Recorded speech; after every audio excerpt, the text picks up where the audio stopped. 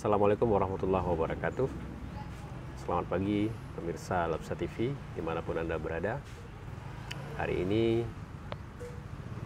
tanggal 19 Januari 2021,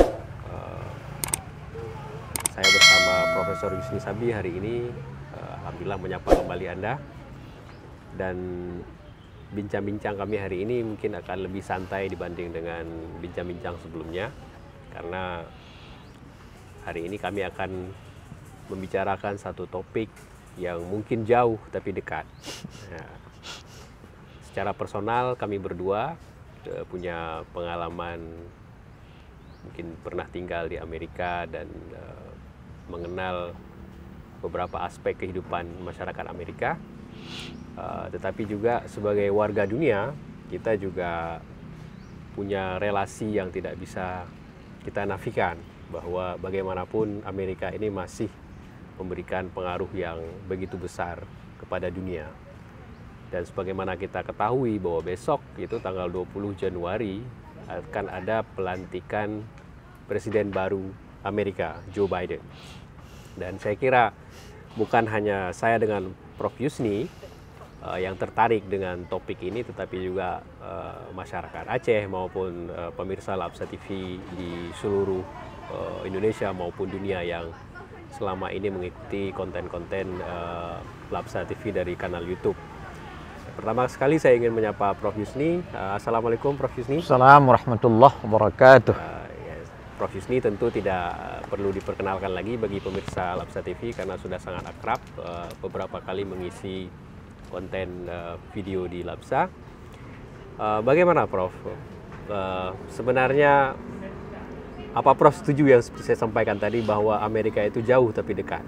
Ya, benar sekali. Jauh tapi dekat. Itu saya kira istilah yang sangat tepat. Ya, jauh tapi dekat. Ya. Mungkin Prof bisa bercerita sedikit pengalaman selama di Amerika sebelumnya dan terutama momen-momen demokrasi di sana, Prof. Kalau saya pribadi dalam 7 tahun terakhir tinggal di sana dan sempat mengikuti proses pemilihan presiden tahun 2016, sebuah momen yang sangat luar biasa dan saya akan berbagi ceritanya nanti. Tapi saya ingin tahu pengalaman sebelumnya dari Prof. Yusni yang mungkin lebih lama tinggal di sana dengan periode presiden yang berbeda. Baik. Bagaimana itu, Prof? Ya, saya berada di sana kebetulan sekali, tentu tidak sepenuhnya, tapi rentang waktu antara 1984 sampai dengan 1994, kira-kira rentang itu. 10 tahun. Ya, 10 tahun rentangnya, tapi tinggal di sana tidak, karena beberapa kali pulang dan juga ketika pulang juga bertahun. Apa yang dapat saya saksikan di sana ialah adanya kecenderungan mereka itu ingin sebagai masyarakat pluralitas, ya, pluralitas dunia, dan bahkan menginginkan secara umum ini masyarakat Amerika ini harus heterogen sekali, yaitu bercampur baur dari mana sehingga tiap tahun mereka juga mempromosikan adanya datang ya orang-orang asing tinggal di sana. Bahkan ada istilahnya itu kan lotre warga negara, ya kan, jadi WNA, warga negara Amerika di lotre. Seluruh dunia itu ada orang-orang kita juga, anak-anak kita dari Aceh juga ada ke sana. Bagaimana Anda ke sana? Wah, saya ini dapat lotre banget. Baik, tapi yang penting sekali di sana itu memang ketika beragam, tentu juga strata sosialnya juga berbeda-beda. Yang tertinggi tentu ras areanya, yaitu yang kulit putih, bahkan yang bermata biru, yang berebut perang, yang WASP, White Anglo-Saxon Protestantism, kan. Tapi di bawahnya itu berlapis-lapis. Ada Asia, ada India, ada yang namanya Hispanic, tapi ada lagi yang namanya Afro-Americans, ya. Yang dulu disebut dengan Black, sekarang tidak lagi, atau Negro tidak lagi, sekarang disebut Afro-American. Mereka itu orang-orang yang tinggal di Amerika, warga negara Amerika, tapi berasal nenek moyangnya di Amerika.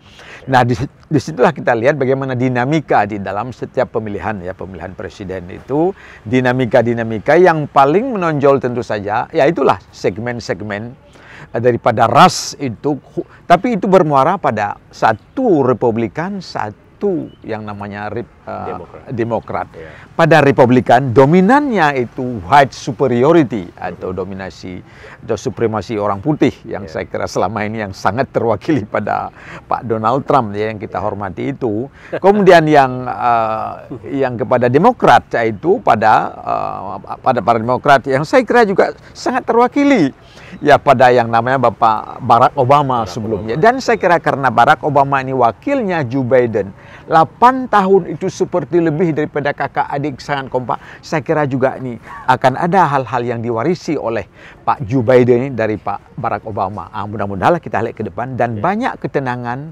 dunia akan diciptakan daripada pola-pola Demokrat sebagaimana yang sudah dipromosikan oleh Bapak Barack Obama dahulu. Waktu Prof tinggal di Amerika itu siapa saja presidennya? Ya, saya di sana itu 84 ketika itu sudah Ronald Reagan, Demokrat waktu itu beliau menang daripada Jimmy Carter ya, Jimmy Carter itu. Kemudian sesudah Ronald Reagan itu kemudian ke Pak George Bush kalau nggak salah saya. Kemudian Bush muda, Bush tua, kemudian baru Clinton. Disitulah. Jadi oleh karena itu pada masa saya, masa pemerintahan daripada Republikan, ya kalau nggak ada salah saya, jadi transisi politiknya tidak sangat kentara. Waktu itulah bagaimana terjadinya pemboman Timur Tengah, ya Baghdad dan sebagainya. Waktu-waktu beliau-beliau itu. Dari Republikan ke Republikan. Ya, dari Republikan ke Republikan. Bagaimana kita itu George Bush juga, Bush senior itu melakukannya. Yang luar biasa itu kebijakan di Timur Tengah yang menurut kita itu juga tidak bijak sebenarnya. Jadi dalam durasi tinggal saya di sana itu dari tahun 2013 sampai 2020 sampai 2020 kemarin, Prof, itu juga ada masa transisi antara Demokrat ke Republikan. Dan hari ini kita lihat lagi ada transisi yang cepat karena lazim yang kita tahu biasanya setiap presiden di Amerika itu bisa dari satu partai, apakah itu Demokrat dan Republikan, awamnya itu bisa mensecure 2 periode posisinya ya. Dan di sini sebenarnya bagi saya pribadi pada waktu itu 2013 itu kan sebenarnya sudah akhir masa pemerintahan Presiden Barack Obama. Dan itu memang satu pengalaman yang sangat riuh saya kira demokrasi di sana. Jadi setiap hari kita bisa melihat, mendengar begitu besar animo orang terhadap politik di sana. Tapi bukan hanya artinya bukan animo yang sangat verbal seperti yang kita lihat misalnya di Indonesia. Itu orang di sana itu betul-betul masuk ke gelanggang diskursus. Sebenarnya sebuah agenda demokrasi sebuah partai politik itu apa, dan itu dibicarakan oleh pendukungnya. Ini yang saya kira agak berbeda dengan apa yang terjadi di Indonesia, bahwa agenda politik itu hanya menjadi istilahnya diskursus ataupun bahan pembicaraan dari politisi-politisi partai tersebut. Tapi masyarakat pendukung hanya dipakai waktu terjadi pemilu itu sendiri. Tetapi di sana gelanggang pertarungan gagasan ini kita bisa lihat di koran, di kampus, dalam talk show di televisi. Semua orang saya kira sangat fasih berbicara agenda-agenda apa yang disebut dengan agenda patriotiknya Republikan. Apa yang membedakan antara Republikan dengan Demokrat. Itu dalam satu kawah pertarungan ideologi demokrasi. Betul. Jadi Demokrat seperti yang disampaikan oleh Pak Yustinus Abi itu sangat menghargai apa yang disebut dengan heterogeneity, itu heterogen, pluralitas. Jadi bagi mereka yang disebut dengan American value itu adalah keberagaman. Amerika itu besar karena beragam. Nah, argumen ini mungkin pernah bertahan sekitar 8 tahun yang lalu di bawah kepemimpinan Obama dan ditunjukkan dengan masyarakat Amerika yang waktu itu memilih Obama. Tetapi ada satu kondisi di mana yang masih membutuhkan analisis, apakah itu political scientist ataupun ilmuwan sosial seperti kita, Prof. Bagaimana right wing populisme ini bisa muncul? Bagaimana fenomena Donald Trump ini bisa muncul? Itu menurut Prof bagaimana? Jadi ini kan kita bicara tentang American value yang terus-menerus orang berbicara bahwa Amerika ini adalah land of dream, tanah impian. Semua orang berhak dengan kapasitas yang sama untuk maju ke Amerika, work atau kata-kata Obama, bekerja keras, kemudian kita akan hidup dengan nyaman. Tapi tiba-tiba muncul sosok seperti Donald Trump yang membawa antitesa dari apa yang disampaikan oleh Obama, dan dia berhasil. Paling tidak 4 tahun yang lalu dia berhasil. Bagaimana fenomena ini bisa terjadi? Baik, ini saya kira ini yang paling puncak dulu, tapi tidak dalam arti heboh white supremacy, tapi dalam arti bagaimana ini sahnya heterogenitasnya orang Amerika. Artinya bahwa orang hitam dulu atau Afro-American dahulu itu tidak diperhitungkan di dalam kekuatan politik. Tetapi dengan munculnya Obama ini suatu yang paling luar. Ini loncatan besar nih, big leap saya kira ini. Oleh karena itulah sebahagian, bukan sebahagian kan, waktu itu memang Obama itu sangat-sangat seolah dinantikan. Saya pernah waktu menjelang pelantikan Obama berada di Hawaii. Hawaii ini kan sebenarnya negeri lahirnya Obama. Karena ibu Obama dari situ dan dia lahir di situ. Itu mahasiswa sebahagian itu kumpul duit, saya mau ingin anak putih, ini orang putih ya. Saya ingin ke sana ke Washington DC mau ikut menyaksikan pelantikan Obama. Ini saya terkejut sekali kan anak putih. Artinya mereka itu seolah-olah seperti lama sekali memimpikan bahwa Amerika ini benar-benar heterogen ya kan, dan itu terjadi. Nah, rupanya dengan kebijakan, dengan pola yang begitu baik penerimaan kebijakan-kebijakan yang banyak menyentuh kepada ini yang kelas-kelas menengah ke bawah ini juga, ini cuma memicu lagi ini sentimental daripada orang-orang supremasi orang putih. Ini yang menarik sekali. Makanya dengan hadirnya Trump ini sebenarnya, ini sebagian orang Amerika juga pada awalnya kan tidak menduga juga. Bahkan ini suatu kesalahan besar. Kenapa? Coba ada profesor di Princeton University kan, bahwa kalaulah ini sebelum terpilih kan, kalau Pak Trump ini terpilih sebagai presiden, maka dia akan dilengsarkan dalam waktu 10 bulan. Ini kan ramalan daripada Princeton University, saya teringat sekali ini. Tapi kejadian begitulah. Tetapi yang paling menarik ialah bahwa rupanya semangat-semangat WASP ini mah tidak pernah padam. Nah, ini yang penting sekali. Oleh karena itu dia itu reda, nyaman, aman, tiarap ketika ada imbangan-imbangan kekuatan lain yang bisa mendominasi. Kalau dia akan hidup terus. Makanya saya kira ini kalaulah Pak Trump ini berlanjut, ini akan saya kira banyak hal yang akan terjadi nanti yang lebih hangat lagi. Bayangkan misalnya ketika masa Pak Obama itu kita dengan negara-negara Muslim kan sudah aman, sudah nyaman kan, termasuklah dengan Iran, termasuklah program-program nuklir itu sudah nyaman semua. Tapi dengan beliau itu dan Pak Trump itu kan semua dibatalkan kembali. Ini kan suatu musibah dunia sebenarnya itu. Oleh karena itu saya menduga, bahkan menginginkan sebenarnya tidak usah lama-lama lah Pak Trump, cuma hanya untuk membangunkan saja supremasi putih. Tetapi ingat, akibatnya apa? Belum pernah dalam sejarah itu gedung Capitol pun mendapat serangan begitu. Ini rupanya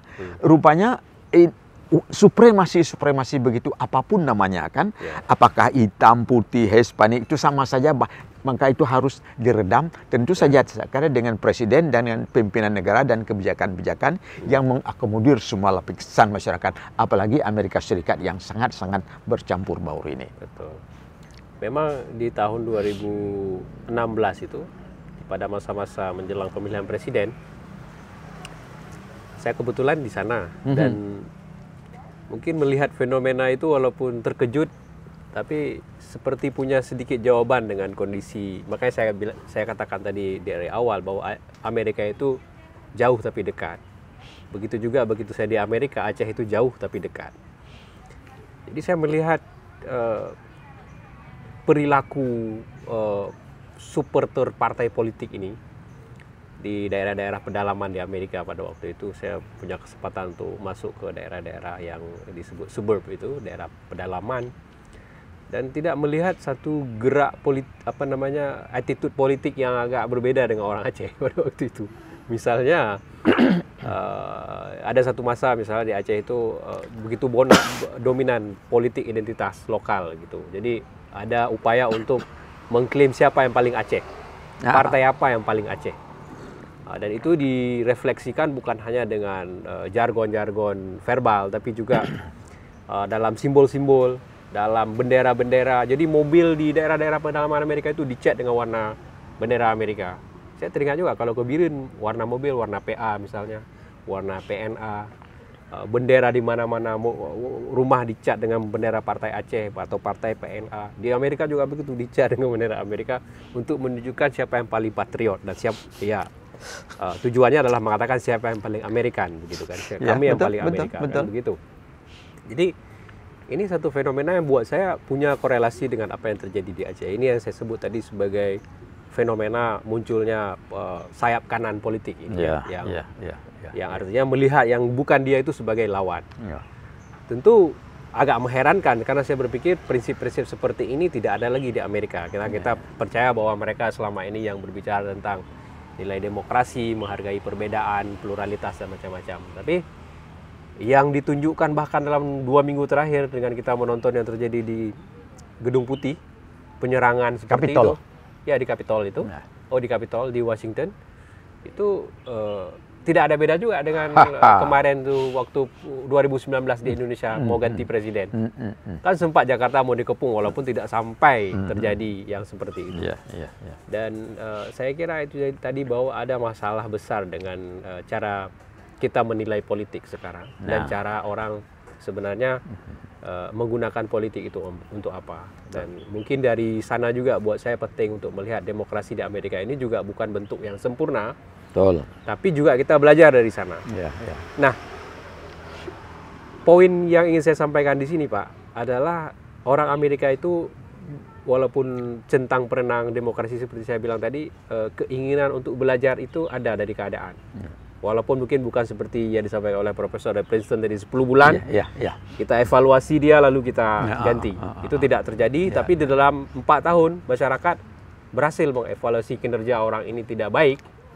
Jadi walaupun yang awam tadi biasanya dia 2 periode, tapi ternyata bisa dipotong. Itu artinya orang belajar. Dan 2 kali dimakzulkan kan dalam 4 tahun ini. Nah, kondisi seperti itu yang tidak ada di kita. Apa yang menyebabkan itu? Saya kira ini yang penting sekali. Kita pilih lagi orang yang sama. Di sana itu kebetulan itu frontnya 2, ya. Demokrat, Republik. Di sini terlalu banyak. Ini masalahnya membuat kita ini pecah belah. Tapi yang sama ialah apa? Ini semua sudah menjadikan politik sebagai panglima. Padahal betul, everything is politics, but politics is not everything. Kan begitu ini judul sebuah buku. Memang semua itu mesti pakai politik, minum pun pakai politik, makan. Tetapi politik itu ada lain yang mendampinginya. Ada moralitas, ya kan, ada agama, ada kepatutan, ada tradisi dan sebagainya. Ini yang kadangkala ini yang telah dilupakan termasuk oleh orang Amerika sendiri, apalagi oleh kita. Ini kalau ini saya kira dapat kita pada kita ini kan, itu kalau tidak kita tempatkan politik di puncak segala sesuatu, saya kira ini kita bisa lebih nyaman lagi.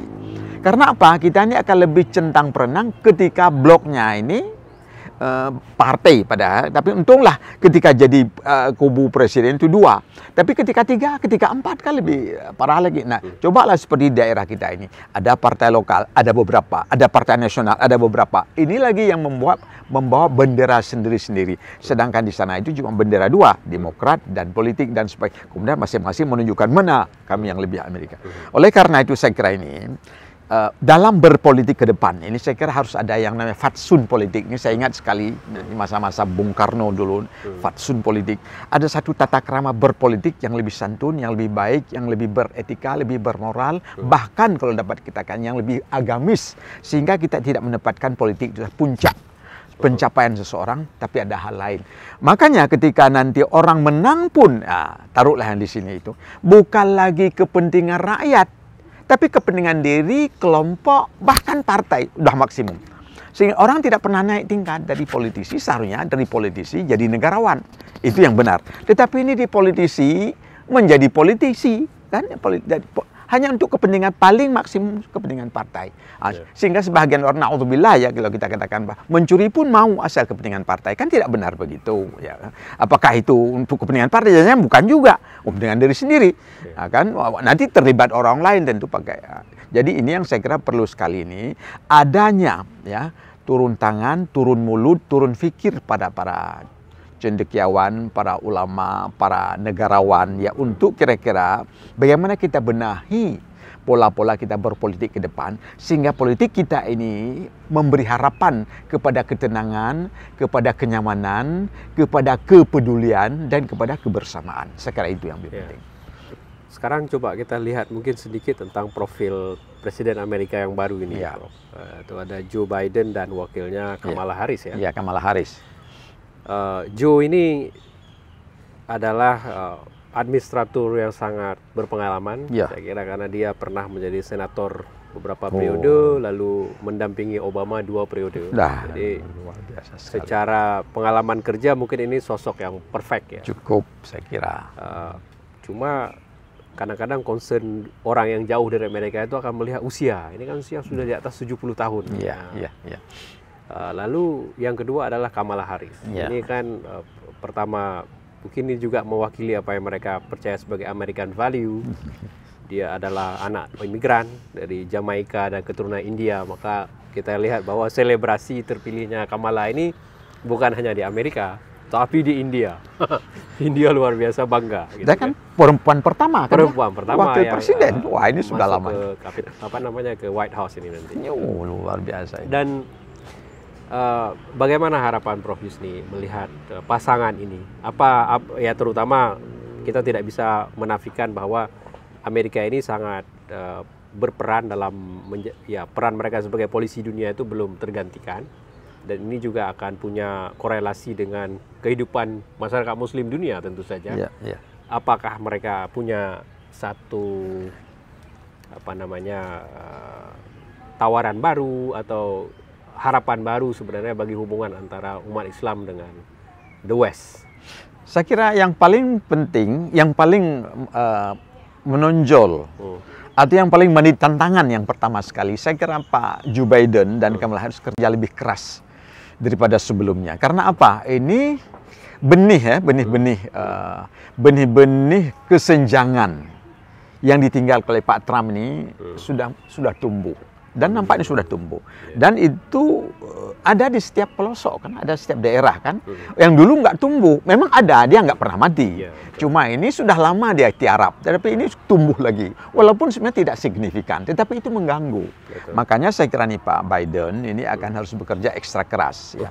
Yang kedua, bahwa yang pertama sekali ini Pak Biden ini atau Amerika Serikat ini punya wakil presiden perempuan. Yang kedua, perempuan yang juga bukan seolah-olah bukan orang putih, bukan orang dalam kan. Jadi ini ada sentimental lain. Sama saja seperti dulu Barack Obama jadi presiden ya, tapi dia itu sudah ibunya di situ, mamanya di situ dan sebagainya, ayahnya di situ, sudah.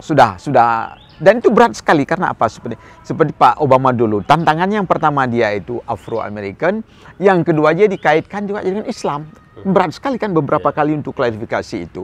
Barack Hussein Obama kan dikait-kaitkan. Bahkan waktu itu Hussein Obama dikaitkan dengan Saddam Hussein waktu itu. Itu berat sekali. Tetapi ini yang saya kira nih, waktu itu sudah normal. 2 kali, oke lah kalau kali pertama itu terpilih, ya kan. Tapi kali kedua terpilih, ini bukan kebetulan. Berarti memang Amerika ini sebenarnya sudah matang. Ya, ini yang penting sekali. Sudah matang untuk menerima pluralitas secara konstitusional. Ini yang penting sekali. Tetapi apapun, untuk ke depan, ini kan satu realitas juga.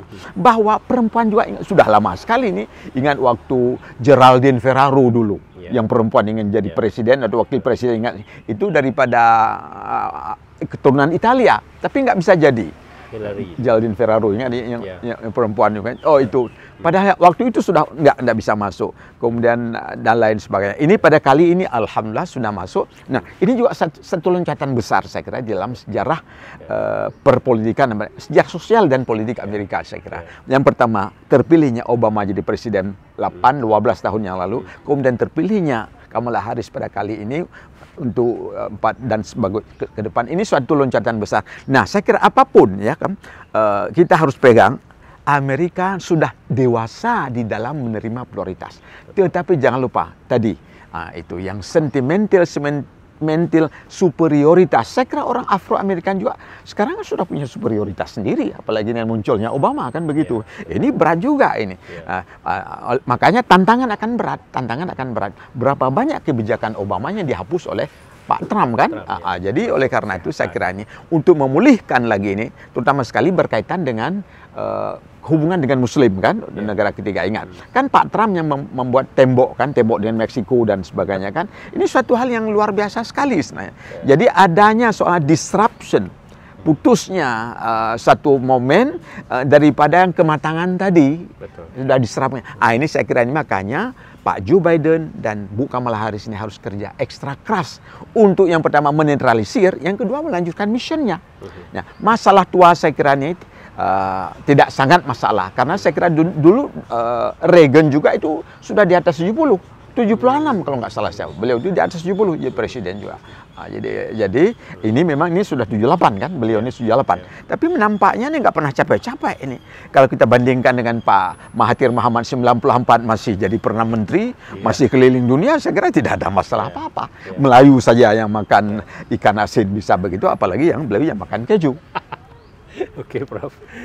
Oke, saya kira memang itu ya harapan, dan apa yang disampaikan oleh Prof Yusni tadi adalah harapan kita semua.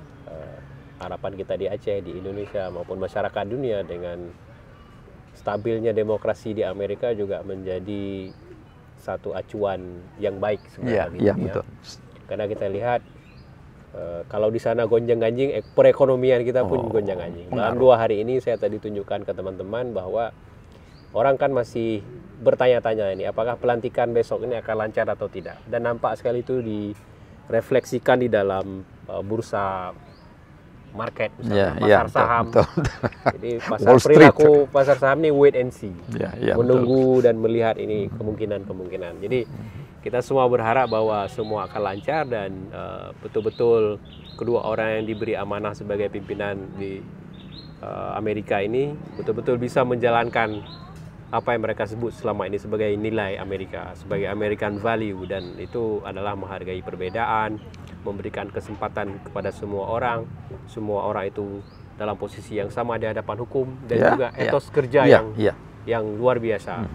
Dan saya kira walaupun kita jauh di sana, tapi sekali lagi saya tekankan itu adalah satu kondisi yang dekat kalau kita ingin mempelajari dan mengambil hikmah apa yang terjadi di sana. Saya kira itu saja hari ini teman-teman pembicaraan kita, yang semoga semua sama-sama kita nantikan kedua orang ini akan menjadi orang-orang yang berkontribusi bagus kepada dunia. Saya ucapkan terima kasih atas perhatiannya. Assalamualaikum. Dan kita ucapkan sekali lagi terima kasih kepada Prof Yusni Sabi yang sudah hadir bersama kita. Assalamualaikum warahmatullahi wabarakatuh. Waalaikumsalam warahmatullahi wabarakatuh.